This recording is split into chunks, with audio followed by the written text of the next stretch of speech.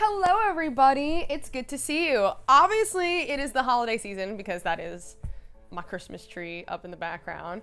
And I'm here to talk to you today about Fairweather Manor. Now, I have talked about Fairweather Manor a lot on this channel, and initially I would say that like my channel really took off when I did my initial going to Fairweather Manor for Fairweather Manor 4, which was in 2017. I played Helena Fitzgerald, I was part of the Irish family, and I was a bridesmaid.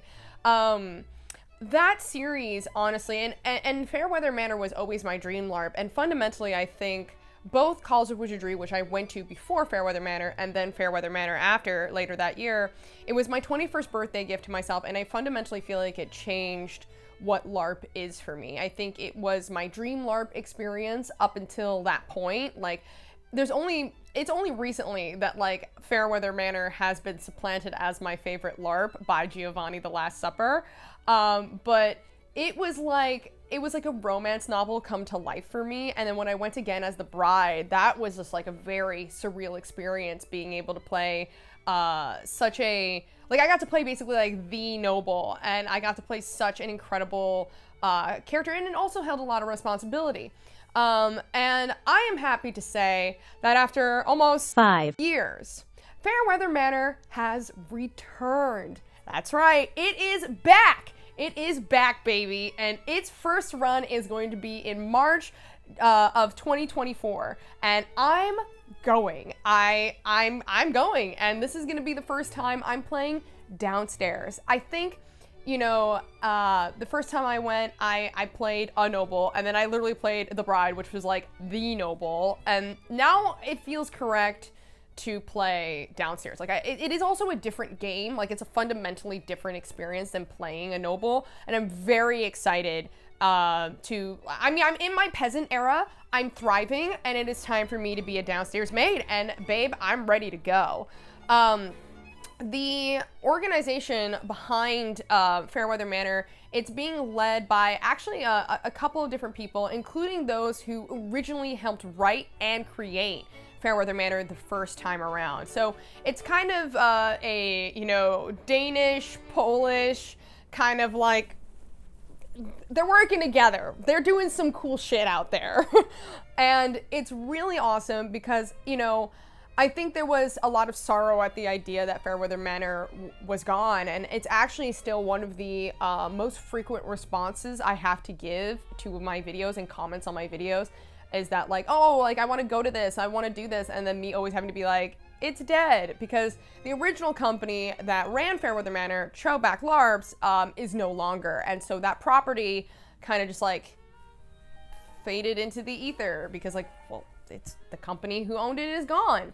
And I'm not sure about all the details, but I'm really glad that they got the license or the ability to run the game, because guys, Fairweather Manor is it's a character-driven experience that is about family, duty, love, and honestly loss, because the premise about Fairweather Manor is that it's bittersweet, right? It is all about living this high life, this high noble experience, and then there is always tragedy at the end of the game, and that tragedy would always be scripted. So I think Fairweather, it was honestly the only LARP I played that you knew exactly what was going to happen every time. Like, you knew, like, both between 4 and 5, I knew exactly what was going to happen. The wedding always happens. The wedding will happen. The wedding doesn't not happen, okay? Like, the bride and groom don't get broken up, okay? They get fucking married. That's happening 100% of the time. What is also happening is that on Friday night, there is an air raid. And like, no matter what, on Friday night, during the Noble's dinner, there is a air raid. And then at the end of the LARP, after the wedding, there's draft notices sent out to both the upstairs and downstairs, including the groom. So the game ends on this bittersweet, emotional high note of the tragedy of the world that they're really living in, even though they were in this space that they could almost pretend like nothing was happening. And so I feel like with the revival of Fairweather Manor, they are bringing that back in a whole new form, because this time it's called Fairweather Manor, the Titanic Prelude. So you can bet that the whole event is all of us as nobles just hanging out right before we go on the Titanic. And well, we all know how the Titanic ends, so I'm going this time with my partner Nathan, and this is going to be his first European LARP, and I want to see, he might not want to because he's very shy, but I kind of want to get his thoughts on this. I want to see what it's like for him to go to his first like European experience, because I think that there is this, definitely Americans have like their country pride, right? Like, we're America, we're the best, you know, how could X, Y, and Z be better than us? And I feel like sometimes that crawls into the LARP community where it's like, you know, just going to Europe doesn't mean the LARP is better, this, that, and the other. And I feel like fundamentally, like, the European approach to LARP is just inherently different to how we in America play LARPs. And I feel like Fairweather Manor is a really great kind of like gateway LARP into understanding LARP as an art form and how to interact with people in character-driven ways that are really meaningful.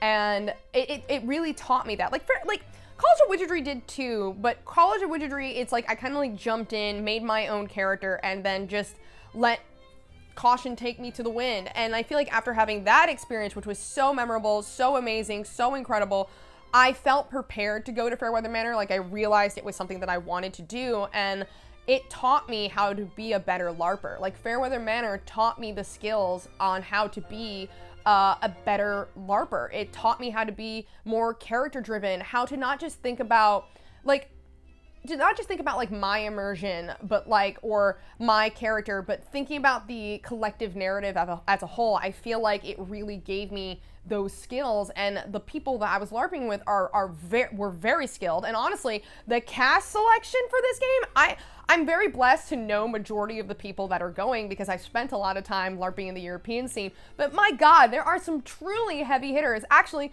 some of the people have been seen on this channel. Back when I went to Epic Armory a couple of years ago, I did a video with my friend Noah. He's gonna be there.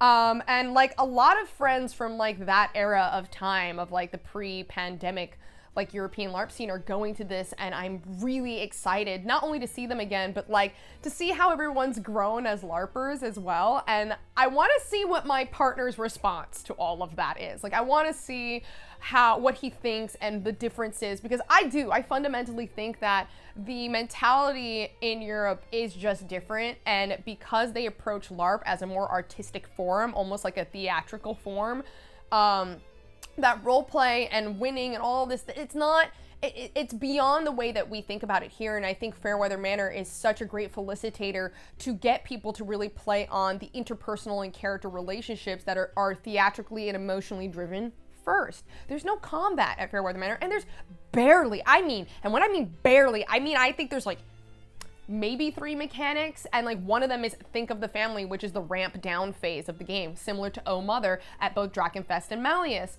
or Goodness Gracious at Giovanni the Last Supper. So, you know, this is a game where there is supposed to be implicit trust, and it's fun because I really feel like Fairweather Manor plays into class structure that we don't really do here in the States as much, where, you know, there is literally an upstairs and downstairs, and there are 2 separate LARPs happening at the same time. What happens upstairs is not the same as what happens downstairs. And sometimes, I will say honestly, playing upstairs both times that I went, I didn't know shit that was going on downstairs. I didn't know what was happening. I didn't know the drama. Why would I care about the life of servants? I'm a noble, right? And they play into that meta-contextual like knowledge of that, and I'm really excited to see the different side of the game, and I want to do another series leading up to it, and I'm enthusiastic. I'm honestly thrilled that it's back, because hopefully if this run goes well, I hope that they continue to run Fairweather Manor, because if you guys got the chance to try it, and I know that like going out to Europe and everything like that is absolutely a privilege, but if you get the chance, it's one of the LARPs across the world that I would wholeheartedly recommend with my whole being, including like Giovanni and Malleus. Like, they are LARPs that I think fundamentally, not only is it a good experience to play, they teach you how to be a better LARPer, and that knowledge to me is worth its weight in gold. So I'm on the Fairweather Manor website here on my phone, and the team and the credits to the team are listed, and I feel it's really important for me to read this out. And you know, Fairweather Manor's crew is entirely volunteer-based, and they owe their thanks to those who have helped create the original version of this game. Everybody that was originally involved with this game is getting the credit that they deserve. And basically, the revival of the game is being led by Charles Boe, and Charles Boe is a very prolific Danish LARP designer, and actually has helped me on my channel here a couple of times with like editing, and we've had some great conversations. I think he's a really prolific force in the international scale of things. Of course, he's, you know, from the Nordic scene, but when I found out that, because we had been talking for a while, when I found out that he was the one that is heading the charge, I was like, oh my god, I can't believe it. This is gonna be amazing, and I'm so happy that you're doing this because you're awesome. I can't wait to see their flavor on what they bring to their interpretation of Fairweather Manor and how they run it. I think this is going to be something that honestly, I wouldn't be surprised if it's another life-changing LARP experience for me, and I kind of hope it is, you know? You know, it's kind of fun being able to go to an experience and there's all the same skeleton is there, like all the families are still there, all the characters you know are still there, but they've been tweaked, they've been updated, and the scenario around these characters has been changed. And I think this is like a design thing that most LARPers don't, at least American LARPers don't realize is like a thing. Like, first off, you can read every single person's character sheet in Fairweather Manor. Everybody can read everybody's character sheets. There are no secrets that are unknown. Frankly, I think that's a good thing, and I think Americans kind of need to get over themselves a little bit with like being like, I want to find out in game. Bro, you can still find out in game because you don't know how somebody's going to play on these themes. But knowing what somebody is playing or what they're going for and how they would like to play them, I think is like one of the most important parts of creating a collaborative story. Knowing the environment that you're in and knowing the other characters that you're in, besides just talking to the people that are playing them, I think is really important for educating yourself about the setting. And so I love that all the characters are available to read and everybody can see everybody's stuff, and I love that. I basically feel like it helps me get an idea of my place within the social structure of a family. And that's very necessary, especially if you're going to play a downstairs character. I think knowing where everybody else is at is super helpful. So love that they did that. And I also love, like I said, that everything about the game is pretty transparent, and like all the things that are gonna happen are pretty transparent. And I don't think knowing those things, like I went to Fairweather Manor twice under the same scenario, and I do not feel that me knowing what was going to happen impacted my play at all. In fact, it enhanced my play because it allowed me to play better because I knew exactly what was going to be coming next. I knew exactly how I could set up my story to be the most impactful for the next story beat. And I think in America, we have this whole idea of like, if I know how something is gonna end, it's not gonna be as fun for me. That's fundamentally untrue. Because if a good story is a good story, it doesn't matter if you know the ending, a good story is still a good story. And, you know, like the classics are a classic. You know how the classic ends, but it's still a good story. And I think we kind of need to have more of that mentality in the American LARP scene, that like knowing about other people's characters in a more in-depth way only helps build the world better so that we can play with each other better. And I wish that was something that we considered more in our play, like they're doing here at Fairweather Manor. Actually, this was the game that had me finally break out of my American mold and go, okay, I'm just gonna read everybody else's characters, because the people I played with, like Jeppe and whatnot, were super kind and super encouraging and super welcoming, and I honestly feel I wouldn't be the LARPer I am today without this experience, for real. So I feel like I'm giving this game the highest praise because it deserves it. It's an excellent game, run and made by excellent people.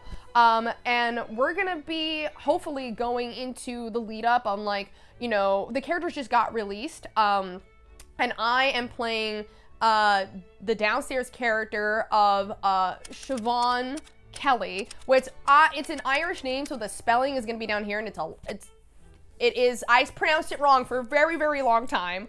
But Siobhan is a downstairs maid of the Fitzgerald family. So I'm going to be playing with all the Fitzgeralds again, which again, love coming full circle that I started as the noble, the eldest daughter of the Fitzgeralds, and I get to come back around and play with the Fitzgeralds again, but as a downstairs person. And I'm kind of playing this young, inexperienced housemaid who is very well-meaning, and Siobhan is very kind, very well-meaning, very enthusiastic and sincere, but she's also kind of not great at her job. But she really is trying, and she really means it, which makes her very endearing. And I'm very excited to play a downstairs character that seems to have so much fun and is a little bit flighty and young and, you know, falls in love hard and fast and falls out of love equally as hard and fast. And it's gonna be fun getting all the other characters, you know, their stuff, things to drink. I kind of love the fact that I get to play up being slightly incompetent at being a servant. I think that's a really fun play point to get others to kind of antagonize me a little bit. And Nathan, my partner, is playing Lord Lawrence Fitzgerald, who is the eldest son and is very stoic and is very, he's very intelligent and highbrow. So I'm still really thrilled that I get to be with my partner and see him play this character that is gonna be a whole new experience for him. Fairweather Manor is back, baby. I'm here, I'm thrilled. If there is more that you would like me to talk about specifically with this game, please let me know down below. I really, really want to hear what the community has to say and the questions that you have, both maybe as an American LARPer or an international LARPer, and your thoughts. Like, please, please, please let me know, because I can't wait to hear. And with that, I think that's really all I came down and wanted to sit in this chair today to talk about how much I love this game and how excited I am to be a part of this game and that I cannot believe it's freaking back. And I want to pay homage to where my roots began on this channel, and I want to hopefully begin a series where I talk about this, because guys, it's back. And if it's good, I can't wait to tell you more about it. But I'm gonna tell you all my wants, dreams, and fears all along the way. So stay tuned, because this is basically Fairweather Manor Part 1. All right, guys, so I hope all of you have had a marvelous year this year. It has been great to LARP with so many of you. There have been so many experiences along the way, and I have been thrilled to be a part of so many stories, and thank you for being a part of mine. Going into 2024, I hope that the American community continues to grow, continues to explore, and continues to think more about LARP as an art. And all right, everybody, have a great rest of your day, and happy holidays, and happy LARPing.